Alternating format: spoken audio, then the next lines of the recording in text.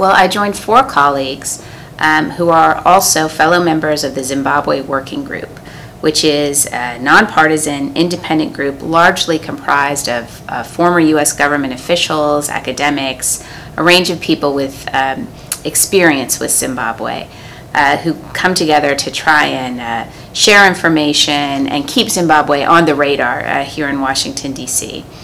So 5 of us traveled to Zimbabwe at the end of May to meet with government, opposition, business leaders, religious leaders, civil society, anyone we could really, largely as a listening exercise. We wanted, given the dramatic events of last November and the upcoming elections, we wanted to hear from people on the ground how things were going, what they're concerned about, and what their expectations were.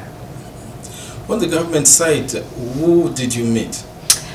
We met with the foreign minister, who had a large team from the ministry with him. Also on the official side, we met with the chair of the election commission, who also had a full complement of her team with her.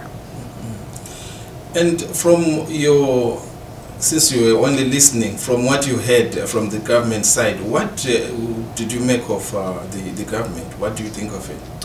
Well, we definitely heard the government's very clear message that they want to sort of rejoin the community of nations. They want to re-engage. They want to normalize Zimbabwe's relationship with the rest of the world. And I will say the government was very gracious and very courteous in finding time to see our delegation, and the embassy here helped to facilitate the trip. So a very forward-leaning posture of trying to improve relationships. So that was very clear. Mm-hmm. And then on the opposition side, which parties did you meet? Because there are now more than 100. Yes, there are many, many parties, some of which appear to be parties of one. Mm-hmm. We met with, by far, the largest party, the party that polling from Afrobarometers and Afrobarometer and others shows is the most significant opposition party. So we met with the MDC, currently led by their candidate for the president, Nelson Chamisa. Mm-hmm. Now, after this, what recommendations did you have, and where are the recommendations going to? Sure. Well, we went both to hear kind of the posture and also to get a sense of the degree to which reforms are underway in Zimbabwe. And we came away aware that some things have clearly improved and some things have not. And some very important reforms have not yet been undertaken and have not been addressed. So we've come back and we're briefing the United States government, including members of the Senate, members of the U.S. House of Representatives, of course the Trump administration, and sharing with people our sense of where things have advanced, where things have not, what critical reforms remain, so people have a sense of what to watch for, what to look for to get a sense of Zimbabwe's trajectory. And of course our views around the pre-election preparations and the likelihood that this exercise will be a fair and accurate reflection of the will of the Zimbabwean people. From what you saw, do you think that the election will be free and fair?